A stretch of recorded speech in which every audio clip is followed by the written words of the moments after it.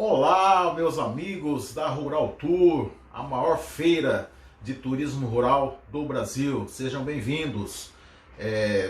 Era a maior feira presencial, sempre foi, né? E agora, de forma online, aqui nessa plataforma de mídia, ela passa a ser a maior feira 100% online do Brasil. Eu gostaria de me apresentar. Meu nome é Geraldo Donizete Lúcio. Sou formado na área agrícola, estou aqui em Mato Grosso há 40 anos, morando, trabalhando para o desenvolvimento aqui da agricultura no primeiro momento, depois do turismo e turismo rural. Eu sou de uma empresa chamada Empaer, que é uma empresa de assistência técnica e extensão rural no estado de Mato Grosso, há 36 anos, e desses 36 anos tem 21 anos que eu estou na área de turismo, cedido para o órgão oficial de turismo, que é a nossa querida Secretaria Adjunta de Turismo do Estado. Então a gente conhece muito bem o estado de Mato Grosso, a gente conhece também alguns estados do Brasil e conhecemos também alguns países. Tivemos esse privilégio porque o turismo nos proporciona isso, né?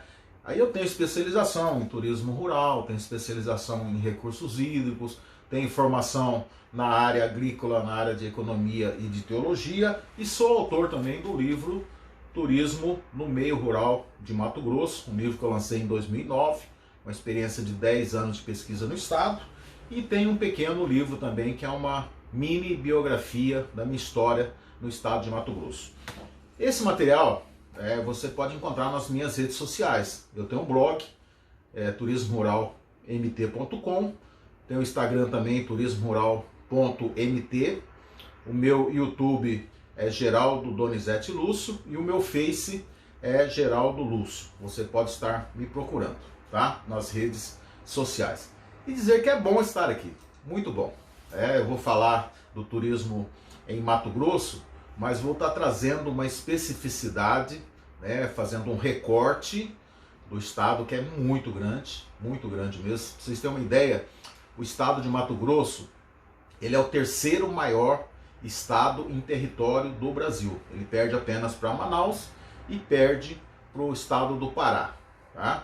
Embora com uma concentração muito pequena de pessoas, a gente tem em torno de 4 milhões de habitantes. Mas o estado tem 903 mil quilômetros quadrados, mais de 903 mil quilômetros quadrados. Pra você ter uma ideia, só o nosso Pantanal, que fica bem próximo aqui de Cuiabá, onde eu estou, ele tem uma área que é maior que o país, né, chamado Portugal e outros países da Europa. Então é um estado que a gente chama de grande por natureza. E o estado de Mato Grosso, ele tem os seus biomas, né? Um deles é o bioma Pantanal, outro é o Cerrado, outro é a Amazônia. E tem também recursos hídricos fantásticos que nascem aqui, que é a bacia hidrográfica da Amazônia, a bacia hidrográfica Araguaia-Tocantins e a bacia da Prata. Eu tive o privilégio de conhecer muitos colegas, muitos amigos no turismo rural. E dentre eles eu vou estar aqui falando, né, Geraldo Lúcio de Mato Grosso, falando do turismo rural do Pantanal, mas eu tenho amigos que vão estar na Feira Tour, como o Ednei Bueno, do Paraná, o Ayrton Violento, do Rio de Janeiro, o Anderson Pim, também do Rio, do EcoBook, Rafael, da Anda Brasil, e muitas outras pessoas que a gente vai estar interagindo com vocês e dividindo as nossas experiências, não só do turismo rural, mas também de caminhadas na natureza. A gente tem uma campanha, eu sou do órgão oficial de turismo, aqui no estado de Mato Grosso, e a gente tem uma campanha promocional que a gente chama ela carinhosamente de Descubra Mato Grosso. Venha conhecer e venha descobrir Mato Grosso. E dentro dessa campanha eu vou passar um pequeno vídeo que ele mostra a exuberância e a grandeza desse estado que a gente diz que é grande por natureza. Vamos lá. Conhecer o Brasil é se aventurar por experiências maravilhosas. Descubra o coração desse paraíso. Descubra Mato Grosso.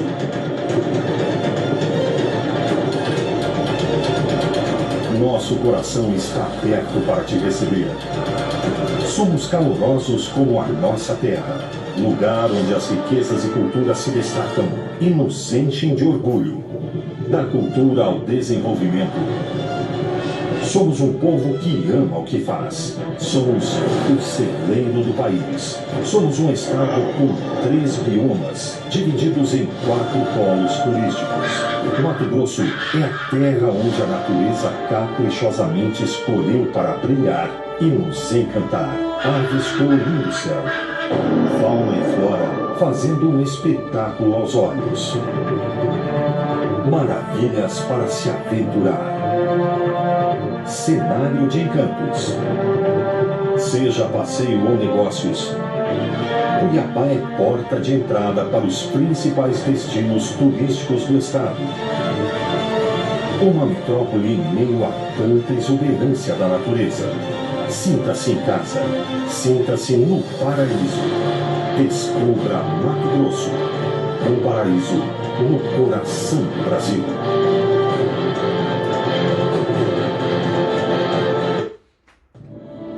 Muito bem. Um paraíso no coração do Brasil. Então nós vimos aí que o estado de Mato Grosso, ele está bem centralizado dentro desse coração da América do Sul. Nós temos um projeto dentro do programa de regionalização de turismo, dentro desse recorte que o Ministério do Turismo faz também de regionalização, que é o Brasil Central. O que é o Brasil Central? Nós unimos Mato Grosso do Sul, Goiás e Distrito Federal e trabalhamos um programa chamado Brasil Central, que visa estruturação, promoção, divulgação do nosso estado em conjunto com o Brasil Central. Mas Mato Grosso em si, ele tem uma grandeza enorme. Vocês viram aí nesse vídeo que ele é grande pelos seus ecossistemas. Mas eu vou fazer um recorte só do Pantanal. E para a gente falar de Mato Grosso, a gente tem que falar dessa identidade cultural. É uma identidade cultural muito forte também, que é pautada na migração de pessoas que vieram para cá, de povos tradicionais como os índios sul-americanos, afrodescendentes e também os eurodescendentes, pessoas que vieram de outros países. E falando em eurodescendentes, as pessoas que vieram de outros países, no século XIX, o Estado tem a sua ocupação para uso da terra, uso dos recursos naturais, que sempre foi infinitos, né? Mas a gente tem que usar racionalmente, usar intensamente, de forma racional, para que não acabe. Aí o que aconteceu? No século XIX, a região sul estava já em desenvolvimento, aí eu falo região sul do país, sudeste, e Mato Grosso, nós tínhamos aqui uma ocupação de índios, né, que eram os nossos nativos. E os bandeirantes vieram aqui em busca de escravos índios, porque tinha falta de mão de obra na região sul. E nessa vinda para Mato Grosso, aqui numa região chamada região da Forquilha, Cochipó do Ouro, olha o nome, Cochipó do Ouro, né, que fica aqui 30, 40 quilômetros de Cuiabá. Esses bandeirantes encontraram índios, é lógico, os índios bororos, cochiponês, e encontraram também muito ouro. Um ouro chamado de aluvião, que é aquele ouro que escorre pelas estradas, mas tinha ouro também no subsolo e muito ouro. E nesse encontro com o ouro, eles esqueceram de estar levando os índios, né? E é lógico, começa aí todo um contato com esses índios, a educação dos índios, e eles vinham também com padres, jesuítas, e teve a catequização dos índios, tá? E os negros que eles trouxeram, né, passaram a ser os nossos afrodescendentes, os nossos remanescentes hoje de quilombolas. Então a gente tem toda essa formação no estado, que faz dele uma coxa de retalho, não só da natureza, mas da cultura dos povos que aqui moram e aqui residem, tá? Os quilombolas hoje estão espalhados pelo estado de Mato Grosso, em torno de 29 municípios. A gente tem presença de quilombola com mais de 110 comunidades quilombolas. E os indígenas estão em praticamente todo o estado de Mato Grosso. E essa ocupação, ela começa com ouro, Depois, alguns empreendedores aqui do estado de Mato Grosso, eles começaram a empreender também na área de cana-de-açúcar. E nós tivemos o ciclo da cana-de-açúcar, tivemos o ciclo da cachaça, tivemos o ciclo também da carne, da produção de bovino de corte, em que se fazia charqueados.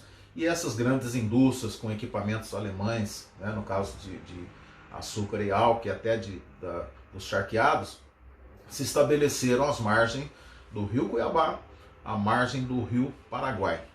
E era um produto de exportação do estado para a região sul e até para outros países, sempre tendo um transporte pautado em hidrovias, em pequenas embarcações. E assim o estado teve essa sua ocupação: ouro, cachaça e açúcar e carne, muita carne. E hoje nós somos o estado do agronegócio. Então é um caminho de 300 anos. Nós estamos completando 300 anos de Cuiabá. E no entorno de Cuiabá a gente tem cidades, por exemplo, Várzea Grande está bem próximo aqui, que é onde está o nosso aeroporto Marechal Rondon, que é a nossa metropolitana.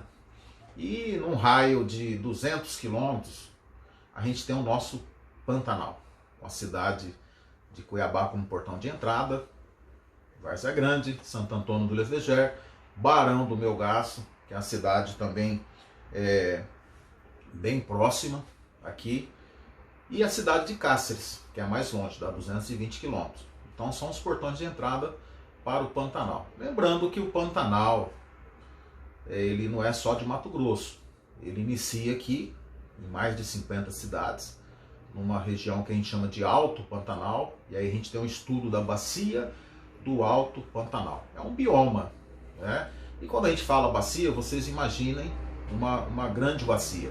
E essa bacia tem as suas bordas. Então a gente tem a parte alta, que a gente chama BAP, Bacia do Alto Pantanal, em que nessa parte alta a gente tem os rios, os riachos, as cachoeiras.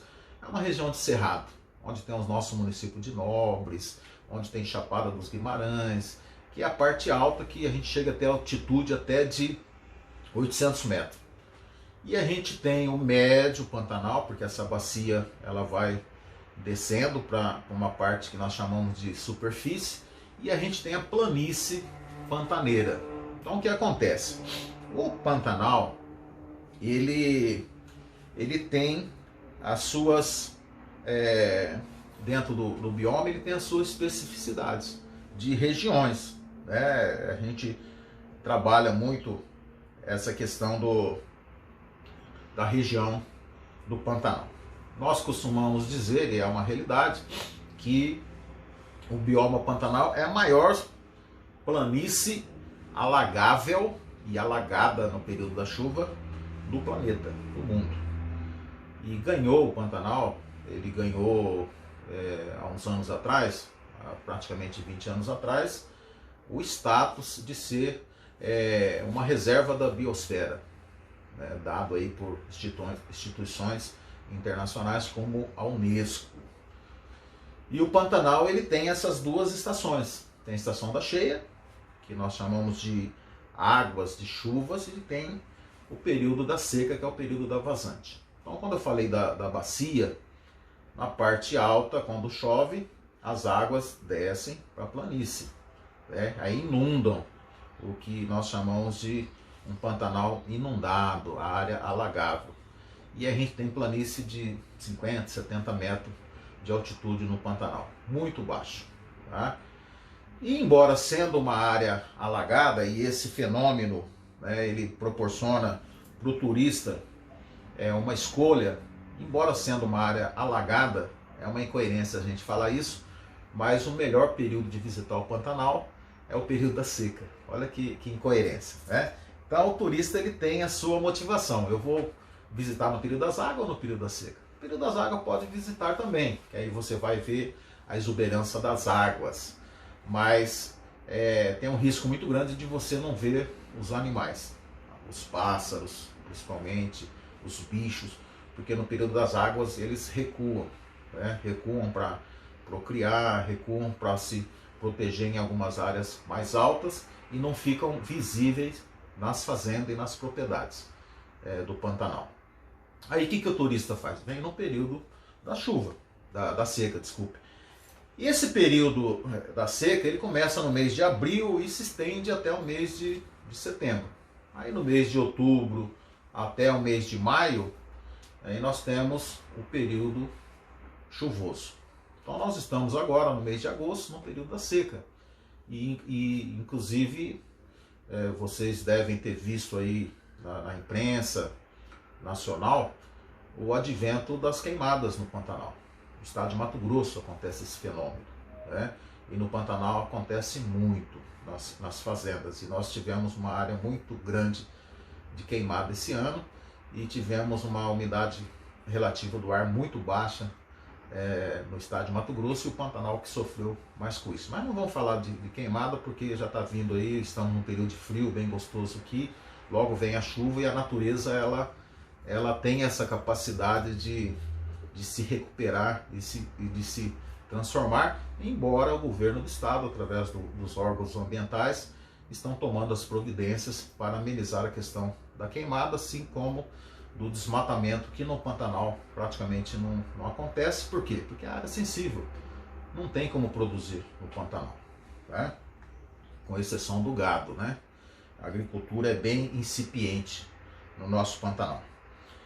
Então no mês de abril até setembro você consegue, né, numa visitação, você consegue ver uma flora muito bonita, com muitos ipês, com piúvas, ipês amarelo, ipês roxo, brancos no Pantanal, tá? E muitas outras vegetações. E consegue ver uma fauna exuberante, porque quando a água do período da chuva, que está na cheia, na enchente, ela recua para formar a seca, ela leva consigo vários moluscos, vários peixes, mas forma alguns lagos no Pantanal, alguns rios intermitentes, que a gente chama de coricho, e vários lagos. Aí nesses lagos se estabelece uma coisa fantástica, que nós chamamos de banquete. Vários animais, capivara, veado, porco, até onça. A onça agora virou uma coqueluche.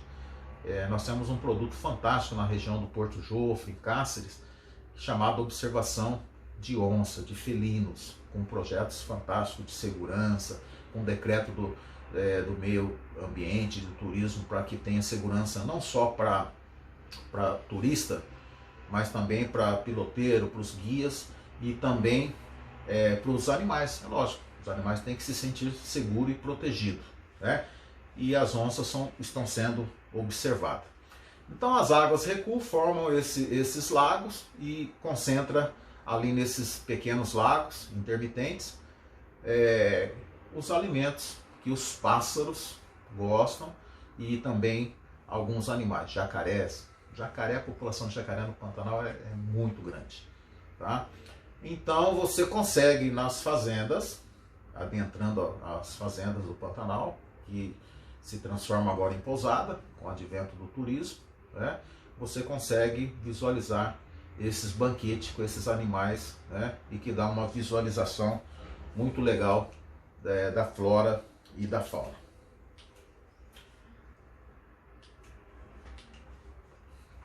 O turismo no estado de Mato Grosso, ele tem o início nos anos 80.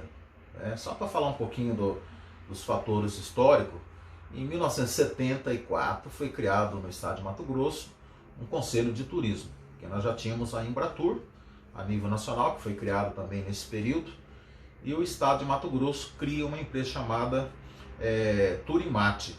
Em 1975, 74 criou o conselho, em 75 cria-se a Turimate, tá? E através da Turimate começa a institucionalização do turismo, isso de 75 até início dos anos 80. E no início dos anos 80, com a pecuária em decadência, aí eu falo da pecuária extensiva no Pantanal que abastecia, né, a pecuária do estado. Nós não tínhamos pecuária moderna. Mas você imagina um boi no Pantanal que demora 5 anos até 6 anos para atingir 20 arroba né, 24 arroba. Aí você tem o novilho precoce que em 1 ano e 6 meses ele atinge 18 arrobas. Então não tem como concorrer. Os fazendeiros do Pantanal vendo, né, um comportamento do turismo na região sul, de Lages, Santa Catarina, Minas Gerais, São Paulo, e o turismo rural já estava acontecendo, né, nessas regiões, eles começam a abrir as suas fazendas. Tá? Aí a gente tem histórico de fazendas que se abriram em 1983, 84. Eu dou um exemplo aqui na minha palestra de uma fazenda chamada Ipiranga, do seu João Lozano. A fazenda Ipiranga hoje ela tem uma personalidade jurídica chamada Fazenda Ipiranga, né, que tem toda a sua questão do CNPJ, da inscrição estadual de fazenda, mas tem também uma pousada que inicia nos anos 80, que é chamada Pousada Pioval. Ela começa na casa do fazendeiro, seu João Lozano, com a família, pousada familiar, depois ela vai se ampliando e ao longo desses mais de 20 anos, ou 30 anos, né, essa pousada hoje ela ganhou uma grandeza, né, e com prêmios até do Sebrae, prêmios de sustentabilidade. Exemplo da pousada Pioval, só na Transpantaneira, aí eu vou falar depois um pouquinho da Transpantaneira, nós temos mais de 20 pousadas. Tá? Então nós temos pousadas na região de Cáceres, na região de Poconé, na região de Barão. Cada pousada trabalhando a sua especificidade. E quando eu falo dos anos 80, a Secretaria de Turismo do Estado foi buscar também institucionalizar o turismo no Estado, mas aí encontrou o Brasil desorganizado, e o Brasil começa também. Aí eu me lembro aí dos colegas da Abratur, Carlos Solera, o saudoso Renato Bravo, e várias outras pessoas, né, que nós íamos no Citurdes em Santa Maria, íamos no Citurdes aqui em Piracicaba com Cássio Oliveira, e a gente debatia e discutia políticas públicas para o turismo. E eu tive a oportunidade, graças a Deus, de contribuir com as políticas públicas do turismo, não só de Mato Grosso, mas do Estado, e criando conceitos, né, que estão aí hoje com definição de conceito do que é turismo rural, que a gente não vai falar sobre isso. Mas a Secretaria nossa é um órgão oficial de turismo que trabalha a liderança do turismo rural no Estado de Mato Grosso. Tá?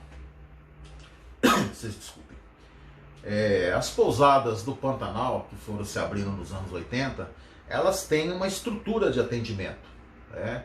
Ela tem em função da dificuldade que se tem de logística, ela trabalha num sistema de pensão completa. O que é a pensão completa? Você tem um pacote de 3 dias, 2 dias, 3 dias, 5 dias, até uma semana, em que você vai para o Pantanal e lá você se hospeda, você tem café da manhã, você tem almoço, você tem janta e tem as atividades para se fazer na fazenda, em grandes fazendas do Pantanal. Tá? O trânsito é feito através do aeroporto Marechal Rondon, aqui em Várzea Grande, e você pode estar vindo com seu grupo, guiado, com guias. Chegando nas pousadas você tem os guias. Aqui nós temos vários guias cadastrados no cadastro para atender. Normalmente dentro das pousadas a gente tem os condutores locais, os trilheiros. Quando é um turismo de pesca tem os piloteiros, pirangueiros, os guias de pesca. Enfim, você encontra toda uma segurança aqui no Pantanal. E os turistas são recebidos, né? Então eu separei aqui algumas atividades, né, e alguns passeios para estar mostrando para vocês, que são vivenciados e são feitos e praticados no Pantanal. Produção social do turismo são atividades mais de pequenas propriedades, né?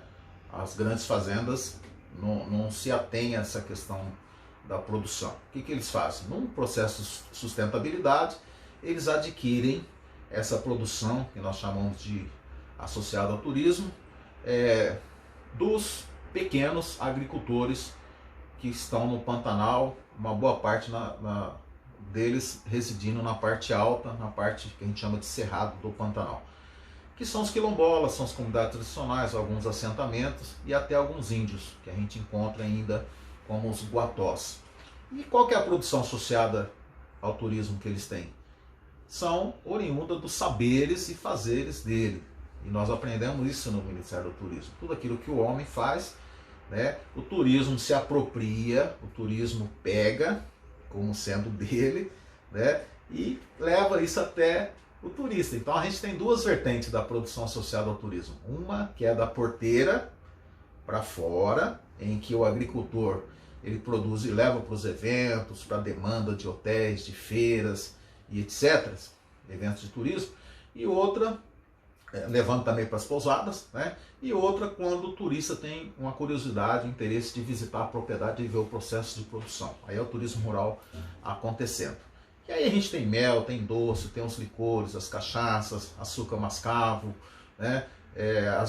A produção primária e algumas coisas também que nós temos como o baru, o piqui, o jatubá, que são de castanhas, né? do extrativismo. Então a gente tem uma riqueza muito grande aqui no estado.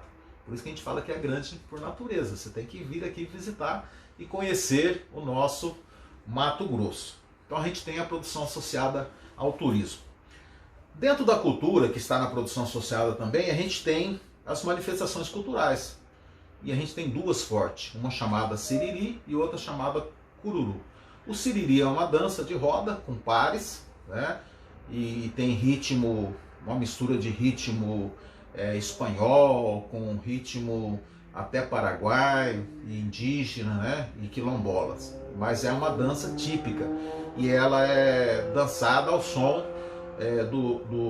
da viola de coxo, que é uma viola cega, do mocho, que é tipo uma banqueta feita de couro, né, que é um instrumento de percussão, e com o ganzá, que é parecido com reco-reco, feito com bambu. Tá? E tem o cururu. O cururu é roda só de homens, que conta a sua história quando era criança, conta a história da natureza, né? E todas essas manifestações são usadas em festas religiosas, e o turista pode vivenciar isso. Nós temos no Pantanal, aí é específico de Poconé, a cavalhada, né, que ela é feita num período do ano. E também a gente encontra essa cavalhada aqui em Pirinópolis, em Goiás, né, em Goiás Velho. Mas nós temos, vocês veem aí na foto, que tem um grupo de pessoas de azul e outro de vermelho, que são os mouros e os cristãos, e que na cavalhada eles fazem uma encenação, uma batalha, né? Essa batalha é para se ter a rainha da cavalhada. E a gente tem a dança do mascarado. Dança do mascarado também é específica, você não encontra em outro lugar, no Brasil nem no mundo, só em Poconé. A cavalhada ainda você tem em Pirinópolis, uma quase que similar, mas a dança do mascarado não. Os mascarados são homens que se vestem de mulher, eles têm a máscara para não identificar qual que é o que está vestido de mulher, né? E esse costume vem ao longo é uma dança centenária, manifestação centenária. A gastronomia pantaneira é riquíssima, ela é pautada em peixe, carnes, Maria Isabel. O peixe, você tem vários tipos de se fazer o peixe, desde ele assado, cozido, refogado, frito. Então é uma gastronomia fantástica. O café pantaneiro, na região sul a gente tem um café colonial. Aqui nós temos o quebra-torto, que é o café pantaneiro. Às vezes o pantaneiro ele come comida no café da manhã. Isso acontece. E essa experiência o turista pode estar vivenciando também. Tá? Cavalgada é um baita de um produto. Esse tem autenticidade com a ruralidade. Quando você monta num cavalo, numa propriedade rural, você está num turismo rural autêntico. E a cavalgada do Pantanal é fantástica, né? Tanto no período das águas como no período da seca. E é uma cavalgada de contemplação da natureza, da flora, da fauna, né, dos pássaros. E tem cavalgadas de 20 quilômetros dentro do Pantanal, dentro da própria fazenda. Cavalgada de 15, de 5, aí você escolhe o seu tempo. Todos com segurança, cavalos que nós chamamos de cavalo pantaneiro, que é o cavalo que veio da Espanha e os índios apropriaram deles e viraram os índios guerreiros, os índios cavaleiros. Hoje é o nosso cavalo pantaneiro. O safari fotográfico, que é feito nas estradas das fazendas, das pousadas, feito com carros adaptados, e que permite você fazer um safari, você fazer fotografia, pequeno vídeo dos animais. A caminhada em trilha, né, que tem que ser com segurança em função dos animais, com guias, mas a gente tem inclusive cadastrado no IVV algumas trilhas como essa da pousada Arara Lodge, né, que tem trilha suspensa de 2.000 metros, 3.000 metros, que você passa por cima do Pantanal numa visão bem gostosa e bem fantástica. A gente tem os passeios de focagem noturna, usando o mesmo veículo, né, da focagem diurna do safari fotográfico. Você vai no mesmo veículo fazer focagem noturna nas estradas do Pantanal. Passeio de canoa te permite visualizar o sol nascendo e também visualizar o sol se pondo. É um passeio muito legal, vendo os animais também, né? E passeio de barco, com essa mesma contemplação. Só que a canoa de remo você vai em lugares mais perto, e de barco com motor você pode ir em lugares mais longe, explorar um Pantanal mais selvagem, adentrar um pouquinho mais no Pantanal. Você pode interagir com projetos, como o projeto da proteção da arara azul e de outros, também da onça pintada, o projeto Jaguar, né? Passeios de bicicleta, hoje com essa onda de bike, tem pessoas que saem de Cuiabá e vai para Transpantaneira, numa viagem de mais de 200 quilômetros. Mas dentro das pousadas você pode também ter as bikes, as bicicletas, para você fazer ali os seus passeios. Workshop de astronomia, a noite pantaneira é fantástica, o céu do Pantanal à noite é muito legal. A vivência com os cavalos pantaneiros, com o gado, você tendo um dia de peão, passando um dia numa lida de gado, de rodeio de gado, cuidando, tratando do rebanho, né? E observação também de aves, que é fantástico. O Pantanal tem milhares de espécies que as pessoas querem conhecer, né? Que as pessoas ainda não conhecem. Pescaria de piranha, nós temos uma restrição de pesca, embora não é ainda cota zero, mas a pesca da piranha, por ser muito farta nos rios do Pantanal, ela é liberada. E você pode percorrer a Transpantaneira. A Transpantaneira é uma estrada que no entorno dela você consegue visualizar animais, e é um produto, é uma estrada parque. A própria Transpantaneira já é uma estrada parque. Pessoal, é mais ou menos isso que eu gostaria de estar apresentando, e a gente vai ficar online, né, para responder algumas perguntas, algumas indagações. E aqui eu agradeço a Anda Brasil, agradeço a organização da Rural Tour, todos os colegas que estamos junto aí, EcoBook, Anderson Pim, Rede Traf, Ednei Bueno, Rafael, enfim, todos. E a Regina, né?